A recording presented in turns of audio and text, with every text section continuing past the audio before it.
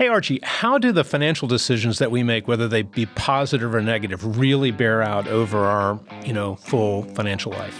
Well, Rob, that's a great question. The impact can actually be way larger than you'd expect. So let's dive in. Weekly wisdom to help you retire and stay that way. This is Last Paycheck. Welcome back to the Last Paycheck Podcast, brought to you by Hoxton Planning and Management. We're your hosts, CFP professionals Archie Hoxton and Rob Hoxton. And today we're going to be talking about decisions, financial decisions, and kind of the compounding effect that they have over time.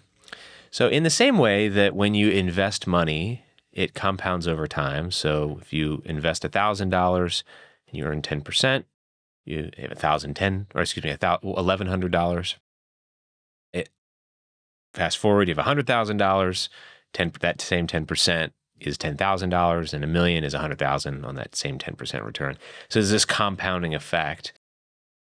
Our decisions have an influence on that compounding effect. So you can have a compounded subtraction in your lifetime asset level, or your lifetime net worth, or you can have a compounding increase to your lifetime net worth that results from a decision that maybe it seems like a minor decision or a light decision, but over a long time can be hugely impactful. So if you make a bad decision today, it could be financial or otherwise, the impact of that decision only gets worse as it ages over time. Yeah. Right? Yeah. And if you make a good decision, it only gets better as it ages over time. And so when you think about additions, these sort of compounding additions and compounding subtractions from your net worth that happen over long periods of time based on our decisions, if you're going to have a subtraction, you should have a good reason for it. You should be sort of like paying for something that is non-financial and is highly valuable to you for that subtraction. And if you're making an addition beyond what you actually need to meet your basic needs, educate your children or grandchildren, retire, then you should figure out, well, I've made this good decision. It's added value to my portfolio. What should I do with that? So I'm trying to think, Archie, kind of what that looks like. I see this has implications in parenting as well, right? Like, so you tell your teenage kid that, the impact that this sneaking out in the middle of the night on your mom and me had, I'm sorry, I wasn't talking about you, but that the impact of that is going to be felt long-term. That's not necessarily really what we're talking about. But when you make a decision like, you know what, I think I'm just going to stop my 401k contributions for a little while because, I've got other things that I want to spend my money on. Right. So that time is lost. Those contributions to the 401k didn't get made, and the impact of that really does compound. Right. That money that you didn't contribute did not compound, and therefore you lost that compounded value. A really good example of this would be, because I think it's good to look at a couple of examples that I wouldn't say you would necessarily look at as good decisions or bad decisions, but decisions that either add or subtract from your long-term picture. They could be bad decisions or good decisions depending on your circumstances. But let's say like retiring early. It's really important to you to retire early. Maybe you have a nice high-paying job that you really don't like, or maybe it's not high-paying. You just don't like it and you don't want to do it anymore. And you want to retire earlier than you would maybe had thought you would have before. There is a real cost to that, and it might be higher than you think if you're not accounting for compounding. Yeah, what I love about that is that if you understand what the real cost is, then you can make a conscious decision as to whether it's worth it or not. Is that a cost that you're willing to incur in order to get this other outcome? Right. Right. So that's where it can be a very productive exercise. Think of it like this. You retire early, you have a few things that are going to happen. You're going to probably stop contributing to your investments and adding new money. you're going to you're not going to have an income, so you're going to start drawing on those investments earlier.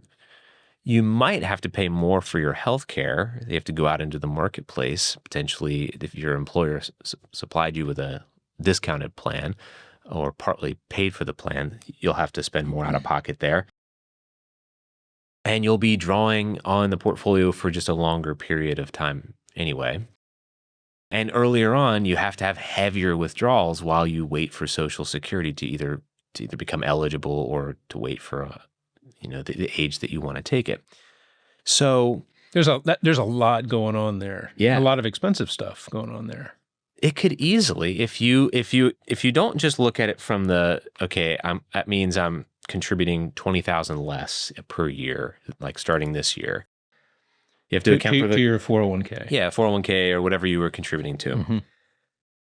So you have to look at that number with every year that you're not doing it, and then compound that over time at the rate of return the average rate you may have received for your life, plus the withdrawals that are earlier. So you're taking money out and spending it, taking it out of the compounding investment.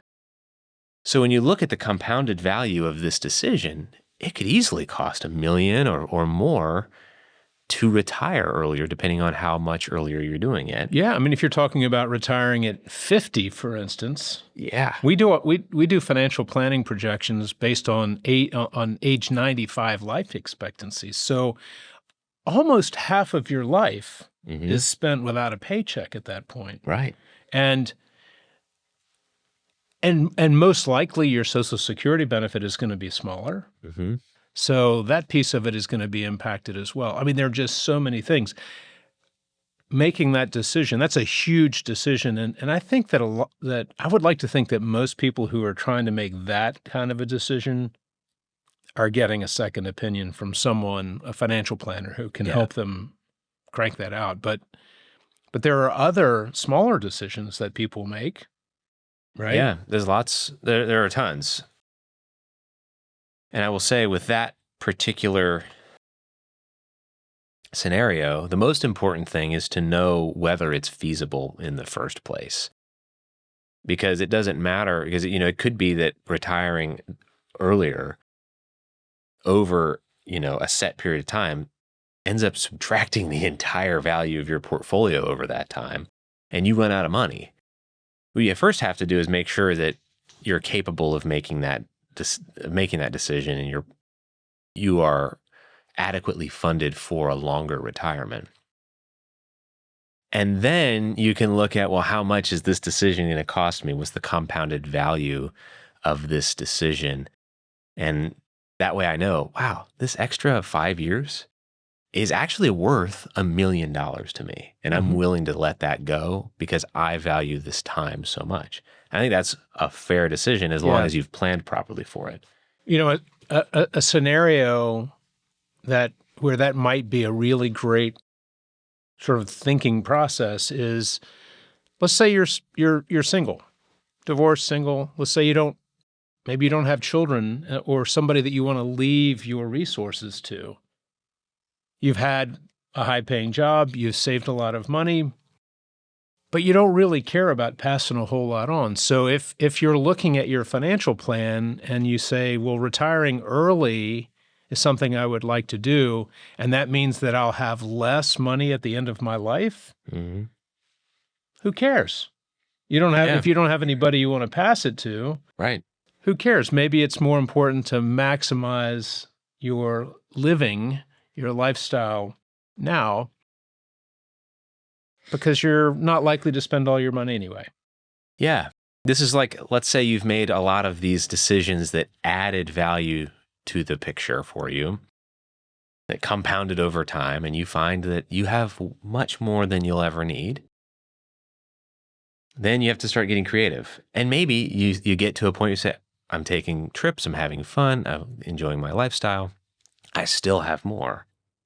And again, you say, okay, well, what else can I do with it? I've made these good decisions. Maybe I can do something more meaningful with it. I really care about this cause. I'm going to support this cause because I don't maybe you don't have children, or maybe your children are all set and you're not planning on leaving anything. So that's, again, you're sort of moving that compounding value over to a charity for their use.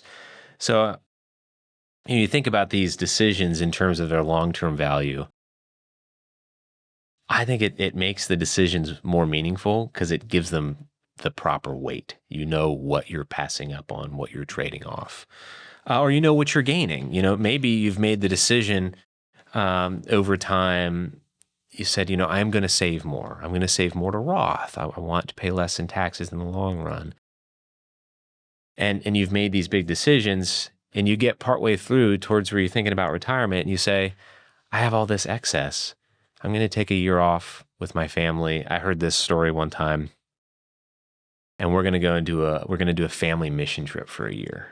And, kids are like about the age of taking a gap year anyway, whatever it is. And so you go do that together. Well, you've just taken that added value from those good decisions that you've made and converted it into something really cool.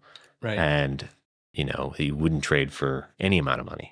But you were able to do it because you made good decisions before that. Yeah. And those decisions compounded. Yeah. And created a much more flexible situation for you. Right. So if we look at, another kind of decision that we often see in our practice that could kind of go either way here, that it's a decision that subtracts value on a compounded basis, but, could be good or could be bad. That is getting more conservative with your investment portfolio. So, yeah, again, this is, again, you always want to make sure that if you make this decision, it doesn't derail your ability to meet the basic needs in retirement. If it doesn't, and you understand the compounded value, roughly how much this is going to cost you, maybe, getting more conservative costs you a few $100,000 over your life, or, it depends on the size of your portfolio. But it gets you peace of mind about the markets, and you can sleep better at night. That might be a valid trade-off. Yeah, it's hard to put a price on that. Archie, another thing that you do, I love the way you present this actually to clients, is when you take particularly a prospective client who we're trying to show how we can provide value in their financial life, and you pull up the lifetime expected tax burden that they're going to have to pay, and you look at them and you say, has anybody ever talked to you about this number? And it's it's usually in the millions. Yeah, it can be over pretty your high. lifetime. The amount that you're going to pay in taxes can be a really big number. Right. And you say, has anybody talked to you about this number? Because this might be something we want to focus on. How can we make this number smaller? Can you make a decision? Yeah, like that sort of compounded long-term value comes from paying less in taxes. Yeah. So over your life, it's easy to taxes.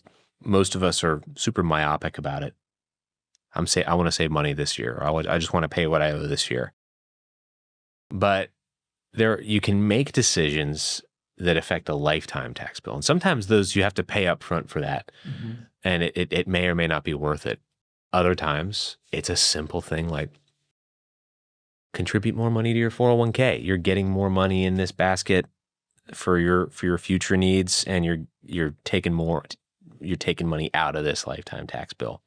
So and that could be in the form of a pre-tax contribution or a Roth contribution. Yeah. Really just depends. It does. But getting to understand how what seem like small decisions can blossom into really big outcomes. Yeah. Both positive and negative. Yeah.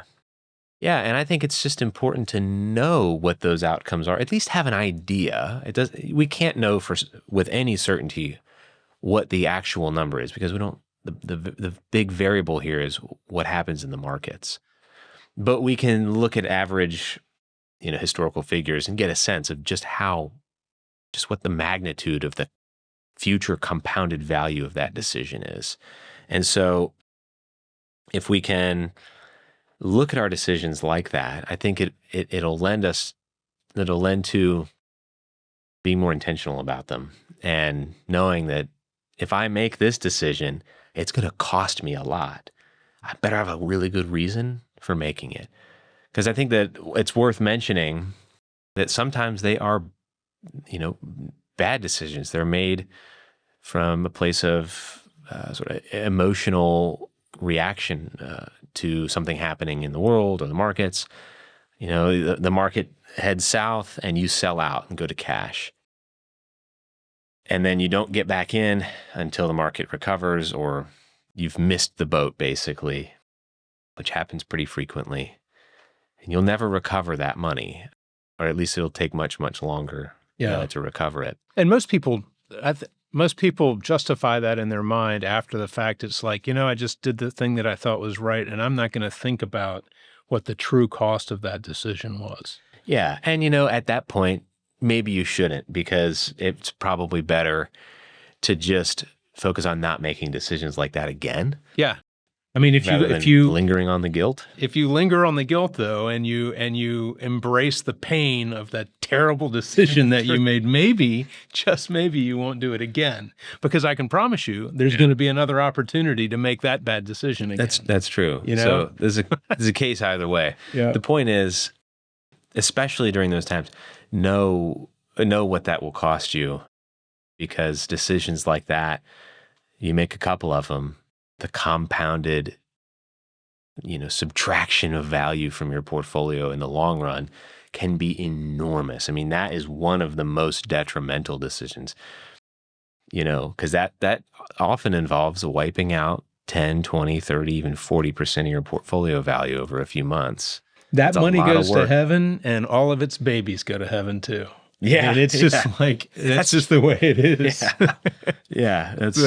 Where it really goes is into another investor's pocket. That's true. Because you've sold the investments to someone else who was looking at the long-term compounding value. So it's important to think of it that way. I think that if we shift our focus from the right now to the long term, and think of all of our dollars in terms of their 30, 40, 50 year from now self, and the value that each dollar will be in that time frame, I think we'd all be better at making decisions. And when we make decisions that cost us value long term, it's we're paying for something even more valuable than that, which would time with family, peace of mind, legacy, peace of mind, all these good things. So anyway, that is probably about all we've got time for today. We could keep talking about this for a while. It's a fascinating topic. But anyway, if you like the video, hit the thumbs up button, share it with your family and friends. Many of our listeners are not subscribed yet to the channel. Please subscribe to the channel and hit the bell for notifications. That way when we release new information and new content. And leave us a comment with any thoughts or questions or ideas for episodes. And anyway, we'll look forward to seeing you next time. You've been watching Last Paycheck, weekly wisdom to help you retire and stay that way. If you like this show, be sure to hit like and subscribe. Last Paycheck is available anywhere you get your podcasts.